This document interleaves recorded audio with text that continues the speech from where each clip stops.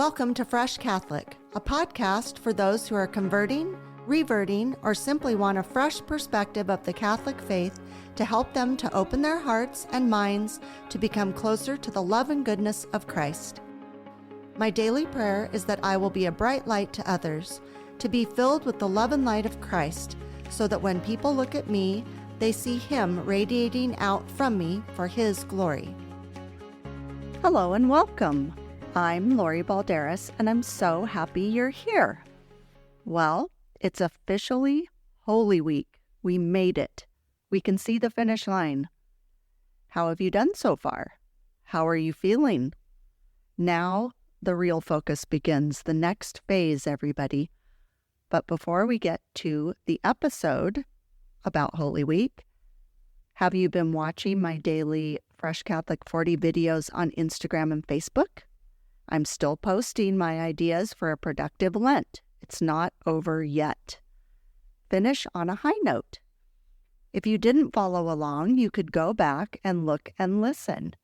The ideas can also be good for all year. If you need some ideas about something you can do to draw yourself and your family closer to Christ, check out my list. Also, you can check out the Lenten suggestion list at my website, freshcatholic.com, if you're not on social media. If you haven't listened to last week's episode with my special guest, Charles Merritt, go have a listen.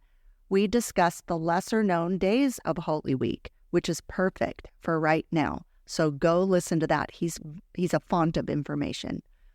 You could also go back to the Holy Week episode from last year and have a listen. It's episode 13. There are also 2 RCIA episodes with Deacon Don for those of you who are about to be initiated into the Catholic Church at the Easter Vigil. Those episodes are 11 and 12, and they're very informative too. Please help support the Fresh Catholic Ministry. We need you to please help our mission of drawing people to Christ and back to the Church. In order to keep this podcast going with production costs and equipment we need to purchase to take this to the next level, we need your financial support. I mean, even Father Mike Schmitz and Bishop Barron get help from their listeners. So it's not just Fresh Catholic, but we do need your help. Ways you can help are to become a Patreon or to become an advertiser or sponsor, shop at our online store, purchase Fresh Catholic coffee. You need coffee anyway. Why don't you purchase Fresh Catholic coffee? All these things are at the website, freshcatholic.com. So go check it out. We appreciate your support. And last but not least, please listen, rate, review, and share my weekly podcast and Fresh Catholic Daily, the daily readings. Thank you. All right, let's get into it. Holy Week is here, people. Welcome, Simon Balderas. Hey there, Lori. Hello, Simon. Hi. So, before I get to your thoughts on Holy Week, I just wanted to give a little inside info to our listeners that we just had a pre-meeting about this episode, and I wish we would have been recording. I think we're both exhausted. We practically already did the episode, but we didn't have our mics on. Yeah, no, it was a good talk. For whatever reason, I get this every year, but I have a sort of foreboding nervousness that I feel just before we go into Holy Week. And I think it's because I already know the story. I know the beginning, middle, and end. And I know it's a very, very intense one. And so I get sweaty palms thinking about what's about to happen from the very, very beginning. I just really visualize Christ and his disciples walking on this dusty road with their sandals and very, very little possessions. And they're entering the city of Jerusalem, but they stop just outside of the city. And Christ says, I want you guys to go into the city and go to this very specific place. And there you're going to see a donkey that's tied up. And I want you to go get it. That's a miracle in itself that people don't even talk about, that he already knew ahead of time that there's this donkey waiting for him to have his triumphal entry into Jerusalem. And so they go in there, and I think it's also funny when they go there and get this donkey, people go up to him and go, "What are you doing?" It's kind of like, "Are you stealing a bicycle?" Except it's a donkey. Right. "What are you doing?" And they goes, "Oh, well, the Lord told us to get this, and so that's why we're here." And they just accept it. Yeah, the teacher told us to get it. Yeah. Of course. And so, again, another miracle. So he is all along the way creating these miracles and teaching, and everybody kind of knows the story too, what happens with him. But it's a very intense roller coaster ride. And what kind of surprises me, I guess what maybe gives me the most anxiety, is how us humans reacted to him or didn't react or accused him of all these things. And it just reminds me that we're so, I don't know a better way to say this, but we're not very smart. First of all, I appreciate your take on going into Holy Week because it is very intense. Yeah. And this is our biggest time of year. Contrary to other Christian religion, they're very into Christmas. Mhm. We're very into Christmas, but this is the biggest time of the year. Right. Lent, Holy Week, Easter, those are the big moments of our faith. And it is very serious. It's not about, the bunnies, and I love bunnies, but it's not about all that. This is a really intense, important time of our liturgical year. And I get what you're saying about like kind of the dread, the foreboding of it all. It's very serious. Mhm. It's very sad. It's very heartbreaking.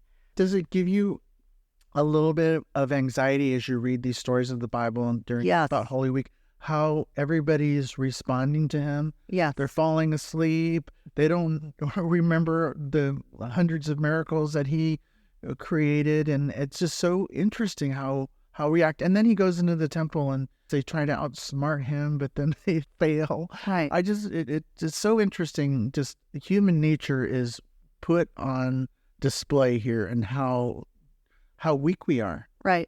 And, you and I were talking earlier about back then, all those things you just said were happening, right? Mm-hmm. But today, we're all still doing the same thing. Yeah. Over 2,000 years later, Mm-hmm. we're lazy about him. We are abandoning him. We are falling asleep at the wheel. We're turning on him. Yeah. We're turning our back on him. Right. It hasn't changed. It hasn't changed. We still have that very, very same nature, that, to me, disappointing nature that we have. And it saddens me. It makes me a little anxious. And it really demonstrates how much we need Christ in our life. Right. And I do think also that, first of all, last week's episode with Charles Merritt was really interesting with the lesser known days of Holy Week. Mm-hmm. And, this was obviously a big plan that was put in place. Jesus knew he had to follow certain things. I don't know exactly what he knew or how laid out it was for him, but I do know that he knew he had to follow what his father wanted him He to. did. And I do think he knew. He's omniscient. He knows That's everything. what I'm saying. But I just personally, Lori Balderas doesn't know, like, exactly did he, like how much of it he knew. Right. And maybe that's why I also feel a little nervous, in that Christ must have been, he knows this is his last week here. He must have been nervous himself. Right. I think he was. Yeah. And again, it's like, it's an action-packed week. Mm-hmm. His 3 years of ministry were action-packed. Yeah. But his final week, the Holy Week, Right. was, if you think about all the things, especially since we talked to Charles Merritt and he was saying, this is what happened on Sunday and Monday and Tuesday and Wednesday. Right. It was a lot going on leading up to his death. But that's the thing that I think when you're talking about how the apostles were handling things. I mean, Jesus all along was giving them these warning signs. Yeah. He was coming out and saying these things and they were rejecting what he was saying. Again, I think it made them feel uncomfortable of like, no, Lord, we don't want to hear that you're saying that these things are going to happen. Yeah. They don't want to think about it. Again, surprise. I mean, he said, I'm going to die and raise up in 3 days. He told them exactly what was going to happen. But I think they just maybe didn't want to believe it, didn't know how to comprehend it. And you'd think after being with him. Yeah. Well, and they, as I mentioned to you before, they saw him raise people from the dead. They saw Moses come down from the clouds in heaven. They saw him time after time perform these walking on water, perform these incredible miracles. Yet they clung on to they doubted him. They doubted him. They had this sort of, I don't know how else to put it, but this dense humanity about them that just did not allow them to understand what was going on. Well, and that's where we are today. Yeah. So something, people will be struggling with something. They'll pray to the Lord. Please help me, Lord.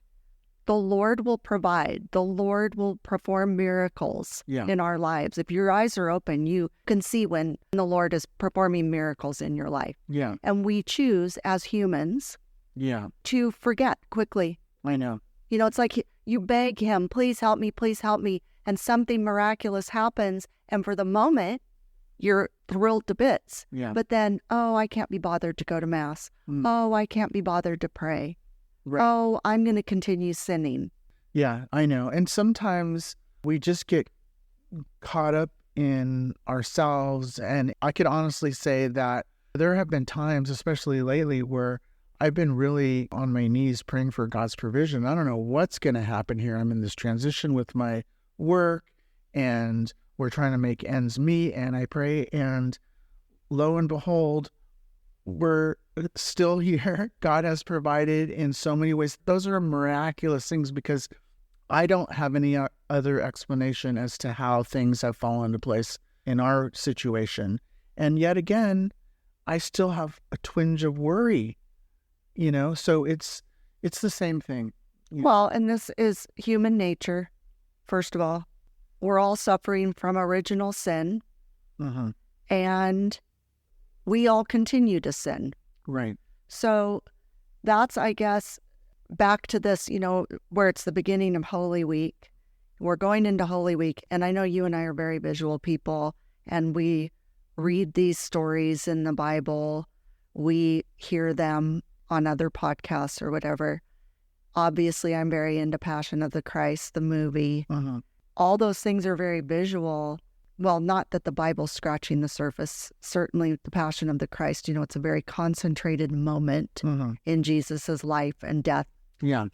We don't even get to really experience the resurrection in that movie. It's all about leading up to the crucifixion. Right. But in the Bible, when you read the stories and, you ask me, like, how do you feel? It's all excruciating. It's all excruciating. And the other thing that's interesting is that, we get this very abbreviated version of what actually happened during that week. And for example, I think about when Christ during that week was in the temple and he was preaching, and that's outlined in the Bible and the scriptures that he was preaching, and they were trying to catch him and all these things. And so we have a few lines or a chapter about what was going on in the temple, but he was there all day. Right. Preaching, talking, conversing. And can you imagine the words that he was speaking all day? He was drawing crowds of people just amazed at what he was saying. Man, just to imagine, we have a little sprinkling of it in the Bible. But again, he was there for 8 hours, let's say. Times when I wish voice recorders were back then. Can you imagine what he sounded like? And yeah, they're scratching the surface. Right. And when people were trying to catch him, mess him up, all this was this plot and these plans that they had. It's kind of the same today. Here we are over 2,000 years later, and people still have the same attitude.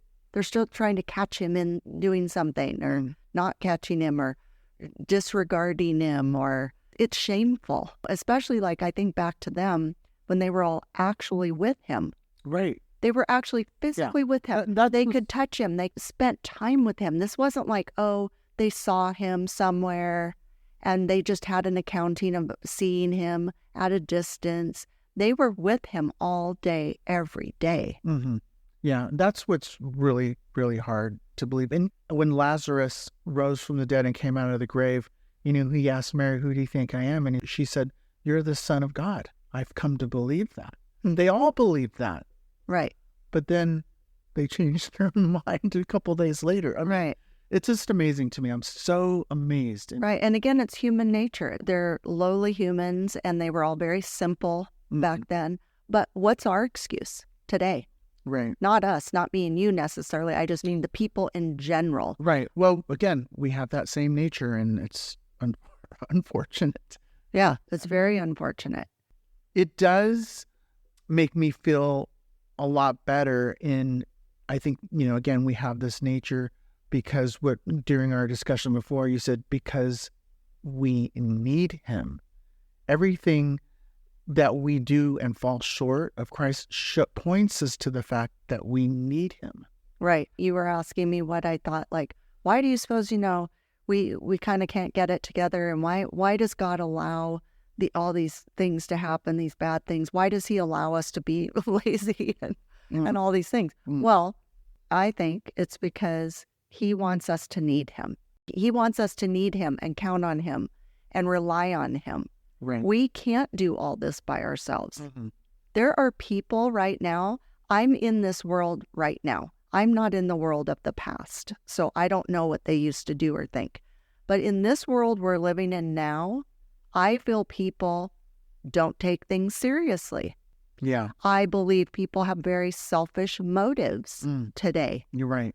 They're very lazy. They're very entitled. I don't want to go to Mass today. I'm too tired. Are you going to do this for me? I'm just going to sit here and do nothing all day. People have lots of desires of the flesh, which is a big one.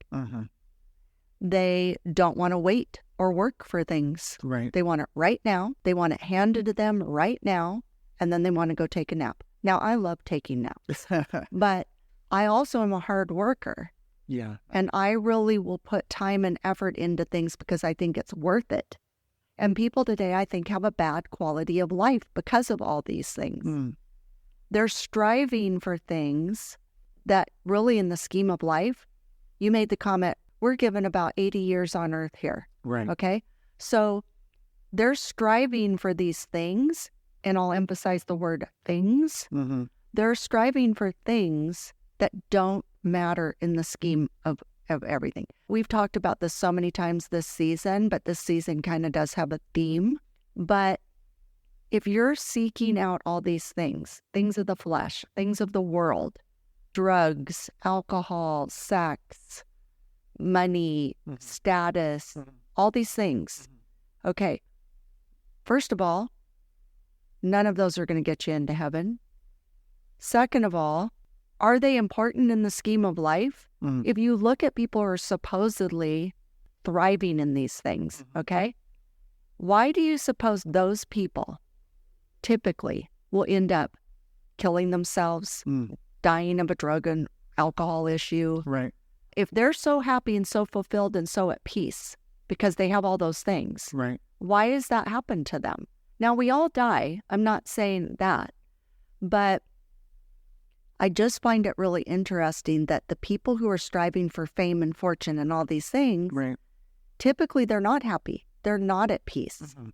And you know what? To be a follower of Christ is not easy. It's not. And I do think it takes a more simplified life. I think it does take a more simplified attitude of being focused on him. Right. How can I align my life with Jesus and live under God's care? How can I do that? That's what I'm more interested in now. We are going through a transition right now. There's a lot of, as we've talked about before, a lot of chaos, a lot of change. And I'm really more and more just wanting more peace and quiet and time, my precious time with the Lord. I love that more than anything. Yeah. If I didn't have that right now, Simon and my listeners, I would not be doing well. Right. At all. Yeah. I mean, ultimately, it's really the only thing that satisfies you. And God knows that. I mean, we can try to fill our lives up with all these things and busyness and the ways of the world, but nothing is going to satiate yourself like what Christ does. Right? Right. It's the ultimate fulfilling experience, person, Holy Spirit. And you know what else along with this? I'm laughing. It's not funny what I'm going to say, but I do think it's really interesting. If you were to go poll a bunch of people, it doesn't matter what political party they are, age, race, anything. If you were to just go do a blanket poll of people and say, what's the ultimate thing that you would like at the end of your life? What's the thing that you would want to leave this earth? What attitude would you want? I will bet you almost all of those people would say something to the effect of family unity, all these different things at the end of their life, because you can't take all that stuff with you. Right. I bet you they would all have that answer.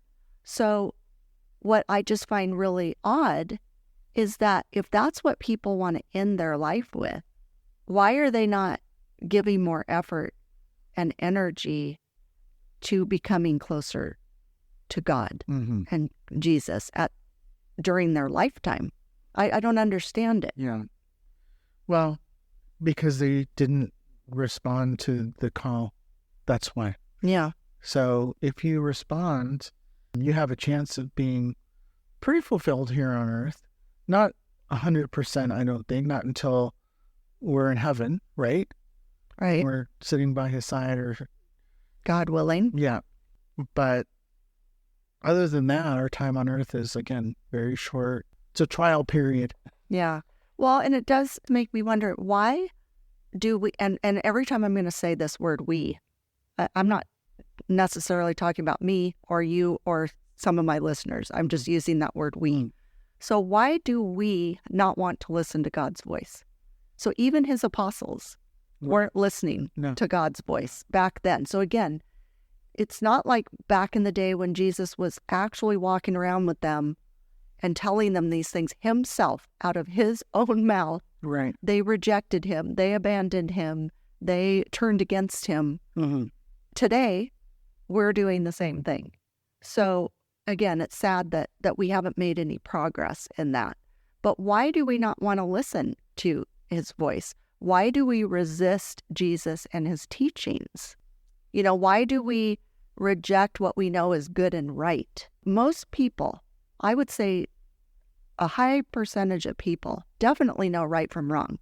Definitely know when something is good and bad. Good for you, bad for you. Generally, people know that. Right. But people reject it. It's like, oh, I should be eating that healthy food, but I'm going to eat this junk food. Oh, I know I shouldn't be sleeping with my boyfriend when I'm not married. I know I shouldn't be doing that, but I'm going to do it anyway. I know these drugs are bad for me, but I'm just going to do it because it makes me feel good in the moment. Well, like I mentioned to you before, us humans have a tendency to take the easy road. And most people like to coast than to pedal uphill. They want the quick fix most of the time. Yeah, that's for sure. And they want what feels good, what satisfies just for the moment, even though it's fleeting. And it's insatiable, honestly. I can't eat enough potato chips. I was just eating popcorn, so it made me think of that. I do think that we, as a whole, everybody thinks they're in charge of their life. That's the new thing. You know, I'm in charge. I'm going to manifest this. I'm going to make this happen. I'm all for being proactive. Don't get me wrong. I think you should pray and then act. Yeah. But I'm just saying, I certainly would never say, oh, I totally have all this handled and it's all me. And every day, especially lately in the past few months, I'll say in my prayers in the morning, please, Lord, help me through this day. Please hold my hand. Please keep me standing up. Please help me to find the right door to walk through. Please help me to get my list done today. I can't do it without you. I can't. And those days where I really pray that, I feel so relieved and my day does go much more smoothly because I do feel him with me.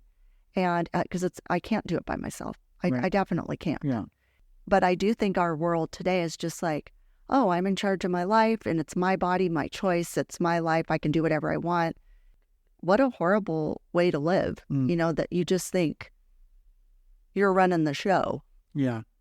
And for a while, it might seem like you are, and you might feel like you are in charge and you are manifesting things happening, but you're not. That's what Satan does. He likes to make you think you're in charge and then he drives you off a cliff, you know? Right. Hopefully not Yeah. literally, but anyway. And I do wonder, like, why do we keep sinning over and over and over? Why do we keep making mistakes and sinning? Why can't we get it together? Yeah. Well, I think that you don't have to. You could continually make choices so that you are kind of walking the straight and narrow. It's just hard. We have all these temptations that tantalize the human nature, and sometimes we make bad choices Right, and fall. right. And I do think a lot of people don't really care that they're sinning. Yeah. They just don't care. They don't care, maybe. They don't know what. Oh, I think they know. I I think what I'm saying think is, you're being nice. well, I think some people don't even really know what sin is, the whole concept of sin. Okay, I'll give you that because, like I've said before, when I had my old life, I would do things that I didn't necessarily know were a sin. I wasn't in that world. Yeah. Like I knew, don't get me wrong, I knew right from wrong. I knew bad and good and all those things. But there were some things I was doing that I just didn't realize were really not the best thing. It was just kind of my life. Yeah. And I mean, obviously I knew if I were going to steal something, that was bad and wrong. Yeah. I'm talking about more subtle things. Yeah.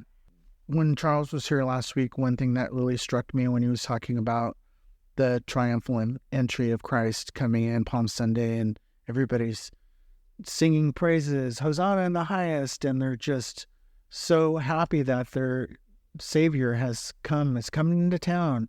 And then within a week, Less than a week. those very same people were screaming to crucify him. Right. And we can change so quickly. Yeah. You know, that's why it's important to be steadfast and to try to seal up those cracks in our lives where sin can enter in. Yeah. And I don't think that our enemy is ever tired. He's always going to be constantly looking for those cracks. Prowling around like a lion. Yeah. Yeah. Prowling around like a lion and looking for ways to trip you up and make you fall. Right. And he knows we're weak and we're human and we'll do it. But it just makes me sad because it's like, why can't we make Jesus more important in our lives? Yeah. Why do we allow these weaknesses to just take over our lives? Well, we are weak. Think about the apostles in the Garden of Gethsemane when Christ has to ask them several times, you guys are asleep again? They're tired. They're weakened. Right. They've been traveling. They're tired. And he's saying that to all of us today. Yeah. You guys are still sleeping? Wake up. Wake up, everybody. We're not putting enough importance on our eternal future. We're putting more importance on our present day and living in the moment. And there's something to be said for that sometimes, to live in the moment. It says in the Bible, don't look too far ahead. You're supposed to take it a day at a time. I'm not talking about that. It's just more like, why are we so concerned about the world, the worldly goods, but we don't want to give our time and effort to the Lord? Like, why can't we do that? And, again, the apostles did the same thing. Very weak humans is what we are. Mm-hmm. And, we just really need to strive to be stronger in our faith, in our journey, in our walk, in our lives, in our children's lives. Yeah. And I think you're right that we have to strive to do those things. And all of that requires work. There's a reason why when you go to the gym, you have to use these things called resistance bands. Because it's hard work. We resist doing those things. But in the end, it pays off, right? Right. For sure. So anyway, I think all those are really interesting thoughts about the lack of progress we've made. Oh, my goodness. 2,000 years now. Anyway, I don't want to say we all know the stories. I have to assume that a lot of my listeners are new to the Catholic faith or learning about it. And I do really encourage people to read the four Gospels, the Passion narrative of all the Gospels. I think you get a really good overall view of them.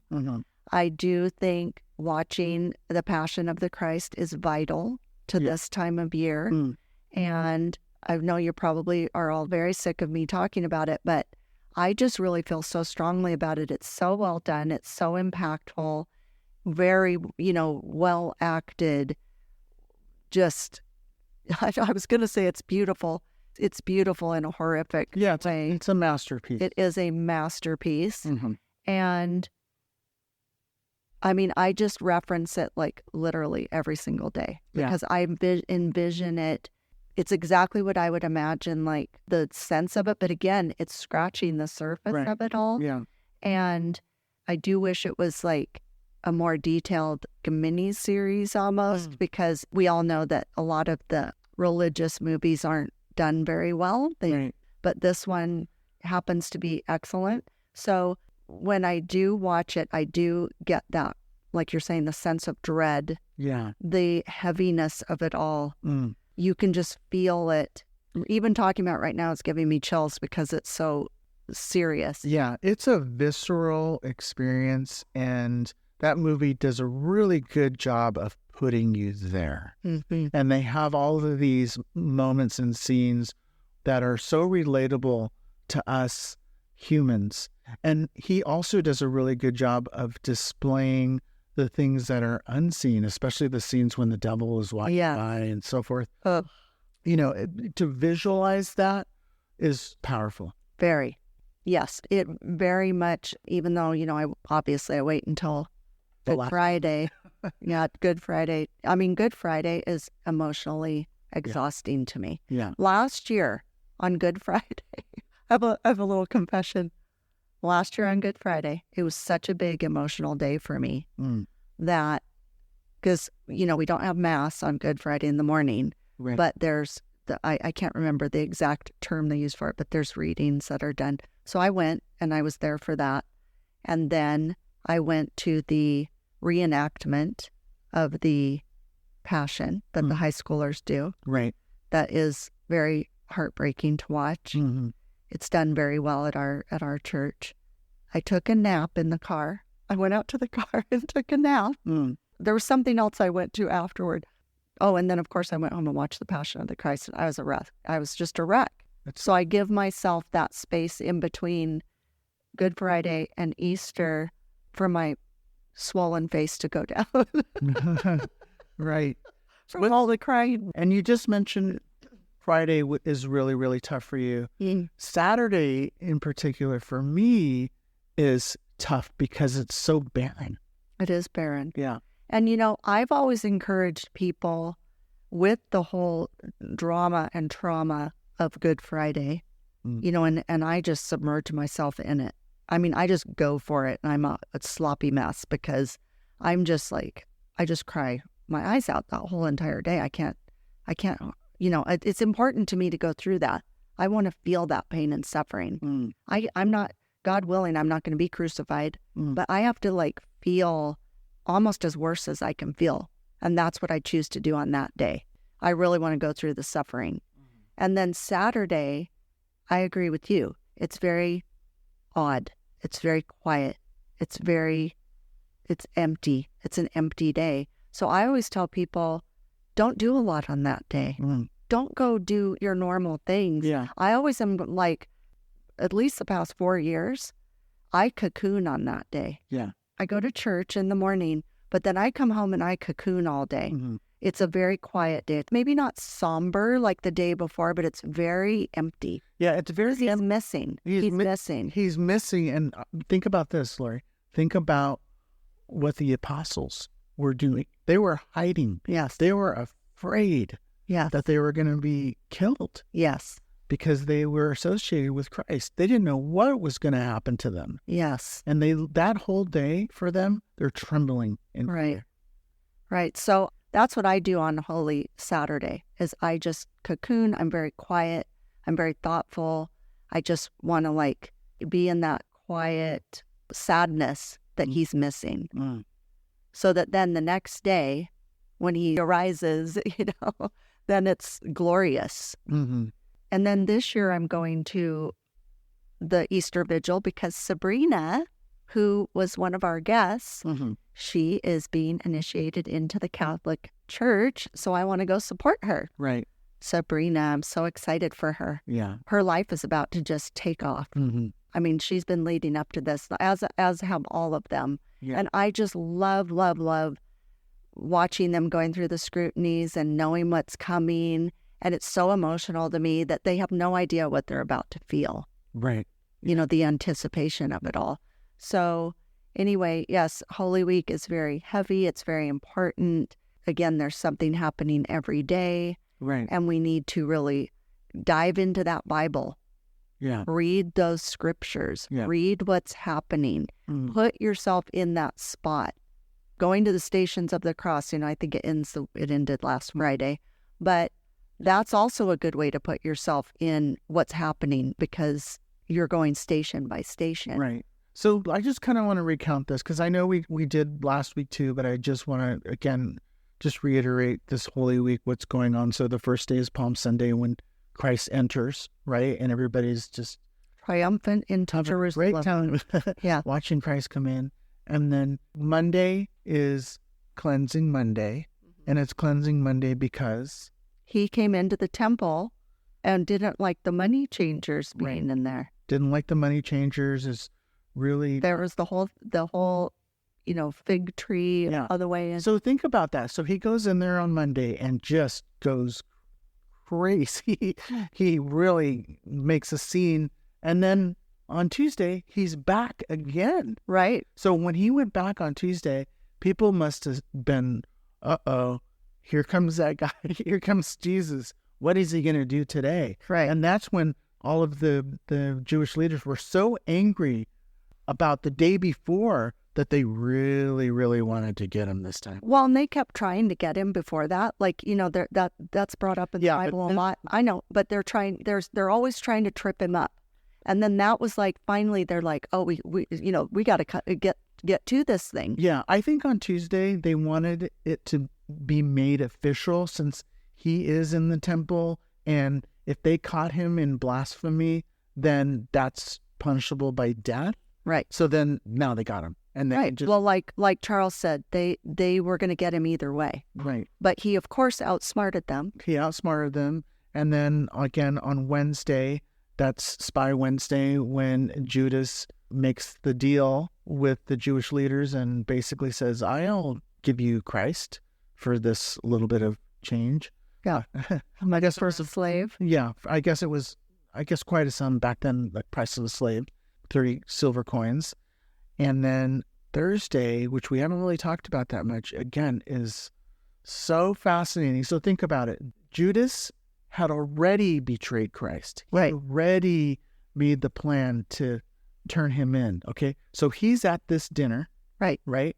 That Christ is with all these disciples and he has Holy Communion for the first time and gives his body and blood and says that to everybody that they need to do this in remembrance of him.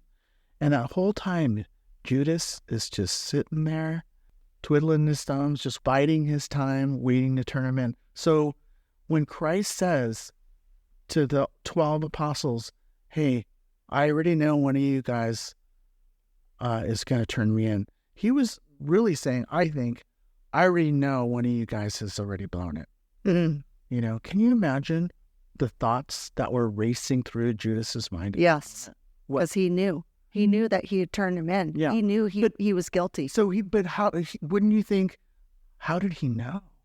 Oh, how did Jesus know? So Jesus knows everything, right? And so he knew that Judas did this thing, right? So that in itself, don't you think Judas would have said, oh my God, he knows everything because he has all these powers. Right. Don't you think he might have, like, at that moment, kind of backtracked and maybe went to the Jewish leaders and said, hey, I take this back because... Well, he did do that, but not at that moment. He did that later. Right. He did go and say, I changed my mind. I changed my mind. And they said, too late. Too late. Yeah. But I see what you're saying at the actual Last Supper. Yeah. When Jesus knew it was him, Mm-hmm. nobody else knew what was going on. Right. And Judas, when you know you've done something wrong Yeah. and you're feeling guilty, that's bad enough. Yeah. But then, like you say, where he's thinking, how would he know that? Right. When I was a young kid, and I remember when that scene that would be described to me, I thought at that moment that none of them really knew who did this wrongdoing. Right. But now I know Judas already knew. So when Christ says, one of you is going to betray me, and they all say, no, impossible. I would never do that. Right? That's what I thought when I was a kid. I thought none of them knew. Right. But one of them did know. Oh, you meant, I see what you're saying. Yeah. So that changed for me when The rest of them didn't know, though. No, I know. Right. The rest of them didn't know. And of course, Judas knew. That changes the dynamic of that moment for me, because there was this undercurrent going on. I thought they all loved him at that moment. And Judas, I guess, loved him in his own way. But Well, he was jealous. he wanted him to be a different type of person, Right. different type of leader. Right. And again, like Charles said, he was then imagining that he was just going to get arrested. right. He didn't know that they were going to kill him, and that's where it Yeah. changed. Yeah, I know. Because people will do things for power and greed and, money. And then if they have any sort of conscience, Yeah. they might backtrack and go, uh-oh, wait, I've taken it too far. Right. I don't know. I actually question. I know Charles said that, and that's his theory. But if he saw Jesus arguing with these high priests in the temple, and he knew that they were trying to catch him on a thing for blasphemy, punishable by death, he might have known that they were going to try to kill him. Right. He might have already known that. Right. So that's just another layer Right. of thoughts. I have a hard time thinking that Judas didn't realize that they wanted to kill him. It's Yeah. curious to me. And then, of course, there's the beautiful part of Holy Thursday where, because, he does initiate the Eucharist with them, Mhm. And it's the first Mass. Right. Then, Jesus humbles himself and washes his disciples' feet. Mm. And that, of course, is a part of, the tradition in the church that the priests wash each other's feet and some parishioners come up and have their feet washed. And I always think it's such a beautiful thing, especially if you imagine Jesus. Like when Father Leon and Father Matthew are washing people's feet, I'm really not looking at them at all. I'm seeing Jesus do that. Mm. And that we, he's wanting us to serve each other and humble ourselves and, not think of yourself as high and mighty over others and to serve others, Right. And that's a beautiful part of that, of Holy Thursday, Right. I think. It is. And then, of course, we go into Good Friday, like we've already talked about, and Holy Saturday. But I do think as you go through this week, again, read the scriptures, put yourself in the spot of not just Jesus, but of the onlookers, Right. of the soldiers, Yeah.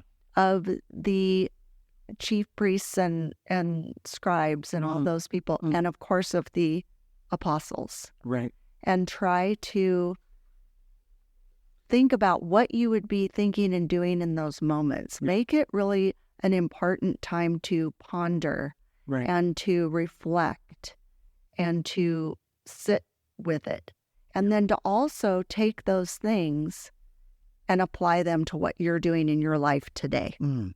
Yep. Right. What are you doing today that's similar? Mm. Like if you were to write down, the apostles did X, Y, and Z, and this Right. was horrible. Right. Well, what are you doing today that's X, Y, and Z Yeah. that's equivalent to that? Right. At first, when I was a kid, I would think about Simon the Cyrenian who carried Christ's cross. I would think about that. The Passion of the Christ, the movie, shows him reluctant to do that. I think it was quite a shameful act. He was reluctant. Yeah, he was reluctant. But to think about him doing that, and he experienced a transformation Yeah. in those footsteps. Yes, he did. And they really show that beautifully in the movie because he's very reluctant. And then you can see that he's just like, what are you guys doing to this man who he didn't know anything about Jesus. He was visiting. He was passing through. He didn't live there. Right. And so he's thinking, what are you doing to this guy? Yeah. You know, he could tell it's like it was no pun intended, but it was overkill Right. what they were doing to Jesus. If you look at him and you look at the other two thieves on the crosses on side by side of Jesus, Yeah. Jesus was just pulverized. Yeah, just pulverized. And I think of the soldiers, their whole job was to really exaggerate the humiliation, to really pour it on pretty thick here. So they were just Animals. and they were just dumping, putting a crown of thorns on Jesus. And man, to place yourself in the shoes of one of those soldiers. Right. That's what I said. Yeah. And, first of all, they were so vicious and it was so unnecessary. Yeah. And it was just over the top. I don't even think I could play that part in a movie. I know it's make-believe, but it's not make-believe. Yeah, it is. And I in particular, I could really see that one soldier's face, the one who's scourging Christ, and that look on that guy. He was hungry. He was savage. Yeah. He wanted to inflict he got pleasure out of inflicting this pain. He was laughing. Right. He was licking his lips. All right. He was really, disgusting. yeah. So, think about, wow, are you in your, I don't know who would relate to that person, but if you do. Well, if you look at anything today and you ever see a group of people that are against the Lord, that is the look on their face. They're screaming. They're so against him. They're ravenous about getting their way. Right. And it's evil. Yeah. It's very scary to me. Right. Because that's the world we're living in now, where people are promoting babies being killed. Right. People are promoting just crazy ideas, and they're so righteous in their thoughts, and they all have to do with death and killing. Yeah. Of the body. And you're right. It is evil. And that's the moment in the Passion where you see the devil wandering through the crowd with this crazy, demented smile. Yes. It's wow. Right. Yes, exactly. And so that's that in itself, where he is prowling around like a lion like that, where it's just like, or a snake, just going through the crowd. It was kind of more snake-like. Right. Anyway, I think that instead of just cruising through Holy Week, it's Holy Week on our way to Easter, we just have to get through it to get to Easter. Yeah. No. Make it very important. Yeah, take it step by step and really try to figure out, what was going on? Why did these things happen?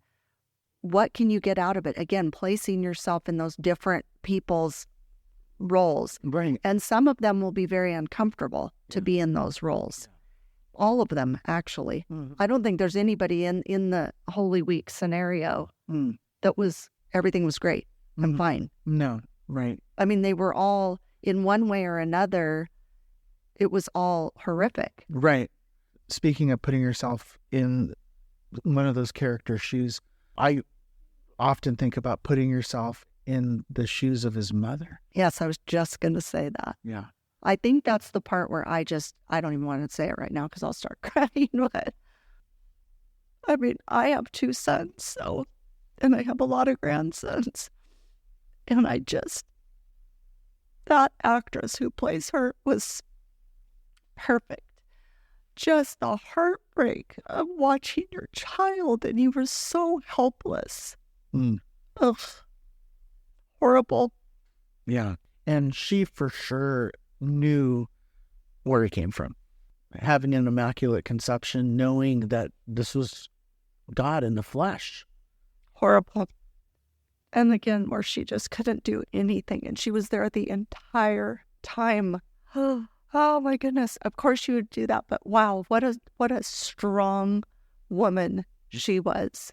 What a horrible thing to watch your beautiful child go through such a horrible thing. Yeah, and in the Passion, the movie, they showed some things that aren't necessarily in the Bible, but you can imagine this taking place, you know, especially the one scene where Mary is cleaning up the blood of Christ after he's been scourged. That's pretty intense. It was very intense. Yeah. And there's a purpose for that. I think his blood is precious. Right. She was probably doing it because it had such power in his blood. And she knew it. Yeah. Because they were just looking at it as blood. And they were proud of it and happy about it. Mm. And anyway, yeah, boy, like I said, she didn't leave. She was there the entire time. And rough, man. Yeah, for sure. So, Oh my God. See, I'm already a weepy mess and it's only Monday. Oh my goodness. Okay. So let's pull it together here. So I would like to head to the end of this episode saying, get yourself together, people. Get yourself right with God. You never know when your final day is. So you need to really get things in order.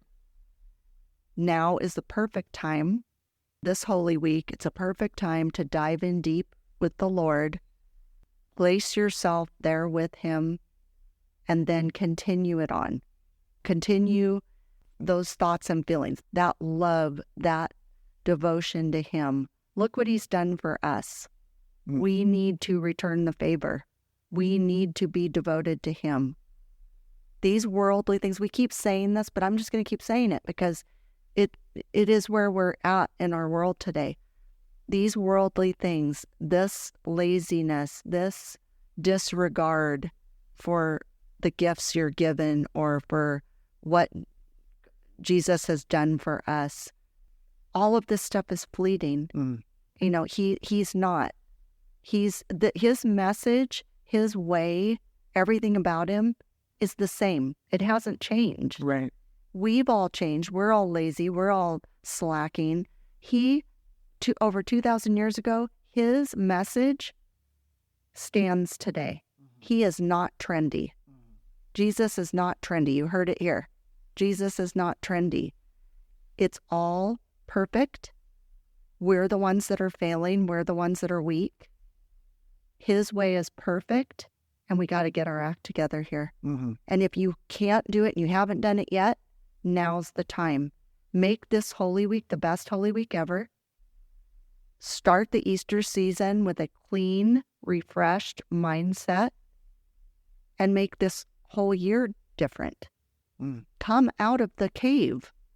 Right. Move the stone, the big rock, and come out and be refreshed and be clean and start anew with the Lord. Yeah. Because this world is dark. We're all living in a dark cave. We're all bound up. Yeah. Definitely. Now's not the time to be apathetic about the rest of eternity. Right. You only get one shot at this, guys. And anyway, Simon and I just like to really, I want to light a fire under you guys. Yeah. No, all of these things, I don't know, maybe this was super negative for some people, but this is a very, very serious week. This is when it all goes down here. It all goes down here. Yeah. Well, and it's all just very relevant to today. Yeah. Overall, I just want to encourage people to take this very serious and evaluate your life and think about your place at the table of Christ. I like that. Think about your place at the table. I like it. Okay, well, I hope you have a really impactful Holy Week. And next Monday, we will be in the octave of Easter. Right. So here it comes, guys. It's going to be a long week, but we can do it. Let's do it together. Let's keep our eye on Christ and our hearts and souls with Him as well. And have a beautiful, blessed week. Thank you. Love you. Bye. Thank you for joining me today. Now go out and be a bright light in someone's life. And remember, be focused, be faithful, and be fresh. Fresh Catholic is produced, edited, and recorded at Wonder Mouse Studios in Ventura, California.